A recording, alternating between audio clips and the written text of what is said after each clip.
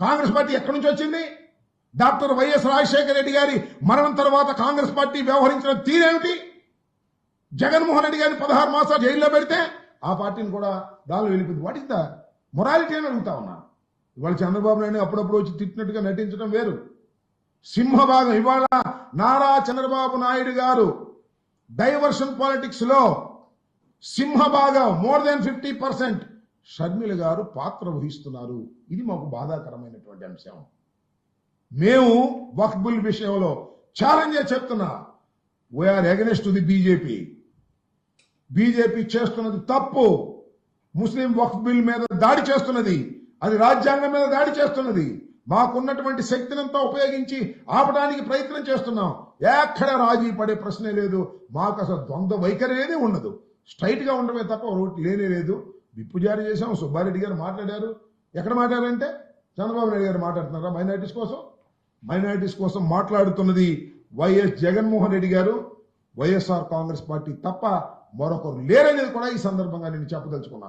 Congress party మాట్లాడుతుంటే Congress party ఎందుకు మాట్లాడుతుంది? జగన్మోహన్ రెడ్డి గారిని ఎట్లా ఇబ్బంది పెట్టాలి, ఇదేగా షర్మిలమ్మ గారి యొక్క స్ట్రాటజీ. జగన్మోహన్ రెడ్డి గారిని ఎలా ఇబ్బంది పెట్టాలి అనేది. ఇవాళ పోలవరం గురించి నాకన్నా ముందే మాట్లాడొచ్చు. నాకన్నా ముందు మాట్లాడితే ఎక్కువ వర్కలు చేస్తారని నాకు అర్థం కాలా. ఉన్న విషయం చెప్తున్నా కదా నేను. ఇవాళ నేను చెప్తున్నా, ఇవాళ కాదు నేను చెప్పింది. ఇదే ఇలాంటి ప్రెస్ మీట్లో అనేక సందర్భాల్లో చెప్పా. 41.15K చంద్రబాబు నాయుడు గారు అంగీకరించేశారు. శ్రీమద్ రమారమణ గోవిందో శటకోపం పెట్టేశాడు. ఆ రోజున ఏ విధంగా అయితే ప్రత్యేక హోదాని మంట కలిపాడో ఇవాళ పోలవరాన్ని కూడా మంట కలిపేటటువంటి కార్యక్రమం చేస్తున్నాడు. 41.15కు మాత్రమే నీరు నిల్వ చేసే విధంగా కేంద్రం నిధులిస్తుంది, మిగతాది ఎగ్గొడుతుంది. స్పష్టంగా వాళ్ళు చెప్పేశారు. చెప్పనుకున్నా ఇవాళ ఇద్దరు మంత్రులు ఉన్నారు కదా, అడగండి. మీ అందరూ నన్ను అడిగారు కదా, అడగండి రేపు ఇద్దరు మంత్రుల్ని, తెలుగుదేశం మంత్రుల్ని, బీజేపీ మంత్రుల్ని, చంద్రబాబు నాయుడు గారిని అడగమనండి. ఈనాడిని, ఆంధ్రజ్యోతిని చెప్పమనండి దీనికి సమాధానం. ఒక స్టోరీ రాయమండి నేను చెప్పిన దానికి. నేను చెప్పింది తప్పని 41.15కు మాత్రమే పోలవరాన్ని కట్టడి చేసి 25,000 కోట్ల నుంచి 30,000 కోట్ల వరకు LA&RR ఇవ్వాల్సినటువంటి బాధ్యత నుంచి కేంద్ర ప్రభుత్వం తప్పుకుపోతుంది. దీనివల్ల రాష్ట్రం దెబ్బతినిపోతుంది. ఏదైతే విడిపోయిన ప్రభుత్వానికి, విడిపోయిన రాష్ట్రానికి పోలవరం అయినా దక్కుతుంది, విడిపోయిన రాష్ట్రానికి ప్రత్యేక హోదానే దక్కుతుంది అని ఆశపడితే ప్రత్యేక హోదా కాకెత్తుకుపోయింది. ఇదేమో గద్దెత్తుకుపోతుంది. ఏమిటి అన్యాయం అని అడుగుతా ఉన్నా. చంద్రబాబు నాయుడు గారు ఎందుకు ఈ వ్యవహారాలు చేస్తున్నాయంటే ఆయన ఇంట్రెస్టులు వేరు. వాళ్ళ అబ్బాయిని ఏదో ఒక విధంగా అధికారంలో కూర్చోబెట్టడానికి భారతీయ జనతా పార్టీ కావాలి. రాష్ట్రం సర్వనాశనం అయిపోయినా పర్వాలేదు. ఇదే ధోరణితో వ్యవహరిస్తున్నారు. కాదని చెప్పమంటున్నా నేను. కాదు అని కేంద్ర మంత్రుల్ని, రాష్ట్ర మంత్రుల్ని, మా మిత్రుడు రామానాయుడిని చెప్పమంటున్నా. పచ్చ చొక్కా దిగుతున్నాడు రోజు పోలవరం అని చెప్పమంటున్నా నేను. రేపు చెప్పను 41.15 కాదని మొన్న చెప్పాడు. కాదని ఆ ఇల్లు కాదు, కేంద్ర ప్రభుత్వం జలశక్తిని చెప్పమనండి. జలశక్తి వాళ్ళు కమిటీ గారు, ఎందుకంటే అయిపోయింది ఒడంబడిగా, ముంచేశారు. గోదావరిలో పోలవరాన్ని ముంచేశారు. ఒకటి. రెండోది, షర్మిలమ్మ గారు వారు ఎప్పుడు కావాలంటే అప్పుడు చంద్రబాబు నాయుడు గారు ప్రయోగించేటటువంటి డైవర్షన్ పాలిటిక్స్ లో అంతర్భాగం అయిపోయినటువంటి దుస్థితి చూసి బాధపడవలసిన పరిస్థితి ఏర్పడుతుందనేది మా భావన. ఎక్కడ సందరిగితే అప్పుడు జగన్మోహన్ రెడ్డి గారిని విమర్శించటం. ఎస్, మీకు డిస్ప్యూట్స్ ఉన్నాయి, గోహెడ్. కోర్టులో ఉన్నారు కదా, కోర్టులు తేల్చుకోండి. రోజు మైకి ముందు ఎందుకు అంటే జగన్మోహన్ రెడ్డి గారిని ఏ విధంగా డ్యామేజ్ చేయాలి, చంద్రబాబుని ఏ విధంగా పైకి తీసుకురావాలి. కాంగ్రెస్లో ఉన్నారు, చంద్రబాబు నాయుడు గారి ఉన్నతి కోరుకుంటున్నారు, జగన్మోహన్ రెడ్డి గారి పతనాన్ని కోరుకునే పరిస్థితి చేస్తున్నారనేది స్పష్టమైనటువంటి నా ఆరోపణ. మీరు సాక్ష్యాలు ఎదుర్కోండి, దొరకకపోతే నన్ను అడగండి.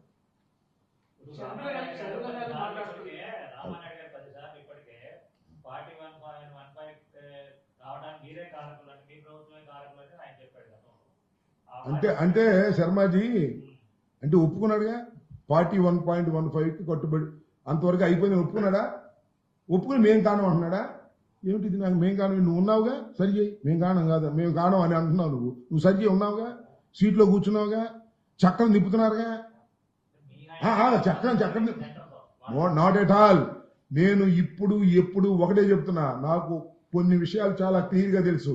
41.15 ఒక స్టేజ్, 45.72 రెండో స్టేజ్, 41.15 కి 45.72 కి రెండింటికి కూడా నిధులు ఇవ్వాల్సిందే అని మేము చాలా స్పష్టంగా చెప్పాము, అంగీకరించారు. చంద్రబాబు వచ్చాడు 41.15 కి క్లియర్ చేశాడు. ఇదిగో దీనిలో చాలా క్లియర్గా ఉంది. Balance central grant for the project limit to 1,200,157.53 crores. Ramanaidu ఎన్నిసార్లు చెప్తే ఏం ఉపయోగం చెప్పు, నాకు అర్థం కాదా. పోనీ రామానాయుడు చెప్తే కాసేపు ఒప్పుకుందాం, మేము కాడం అంటున్నాడు. మీరు అధికారంలో ఉన్నారుగా, అంటే ప్రత్యేక హోదా కూడా మేమే కాను పోవడానికి. ఎవరు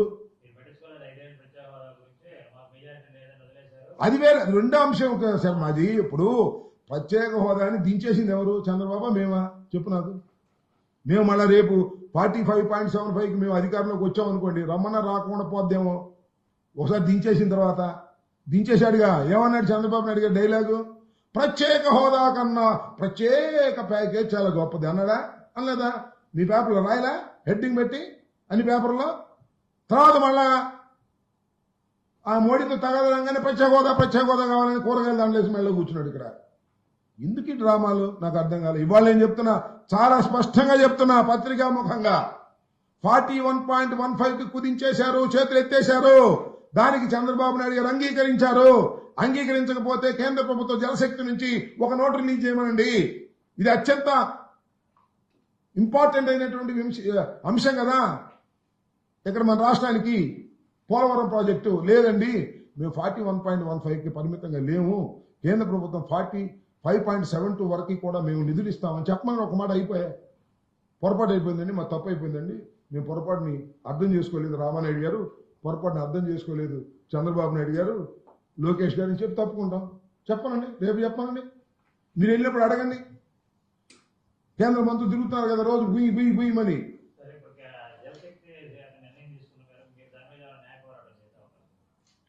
ఇప్పుడు న్యాయ పోరాటం ముందు, ఇప్పుడు ఇది న్యాయ పోరాటానికి సంబంధించిన అంశం కాదు. ఇది చట్టంలో ఇప్పుడు ప్రత్యేక హోదా ఎత్తేస్తే న్యాయ పోరాటం చేశామా? ప్రభుత్వం వాళ్ళు ఉన్నారు కదా. I'm questioning the government, I'm questioning Chandrababu Naidu.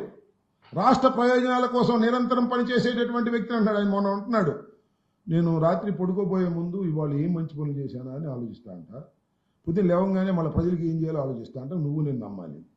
పోలవరాన్ని ముంచేసి ప్రత్యేక హోదాని కాజేసిన మహానుభావుడు. నేను అడుగుతుంది ఇక్కడ న్యాయ పోరాటం చేయటం చేయకపోవడం, that is a different matter. న్యాయ పోరాటం చేయడానికి ఎక్కడుందా అంశం? ఒక గవర్నమెంట్ అంగీకరించిన తర్వాత న్యాయ పోరాటాలు తేలుతున్నాయా? న్యాయ పోరాటాలు కాదు, నువ్వు వాళ్ళ ఒక గవర్నమెంట్ ఈ రాష్ట్ర ప్రభుత్వం కేంద్ర ప్రభుత్వంలో భాగస్వామిగా ఉంది. మీరు దీన్ని అంగీకరించుకోకుండా వ్యతిరేకించే శక్తి మీకుంది.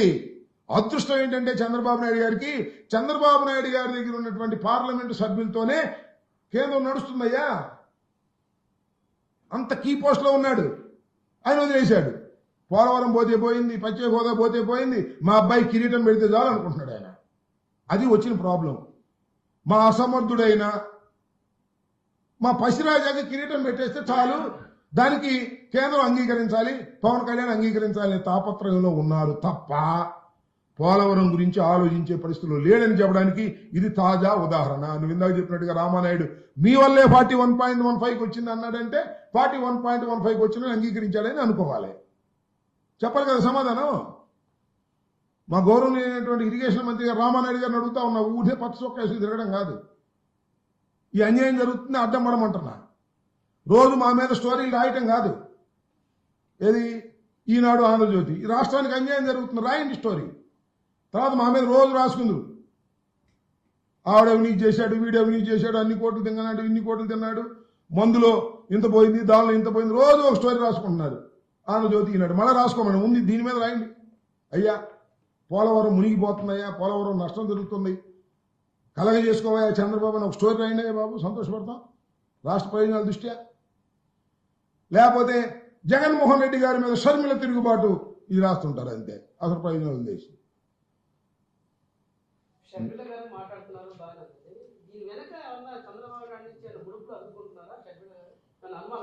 ఆ ముడుపులు అందుకుంటున్నారో లేదో నాకైతే తెలియదు, కానీ చంద్రబాబు నాయుడు గారి డైరెక్షన్లోనే ఆమె నడుస్తుంది అనేది నాకు ఉన్నటువంటి సమాచారం.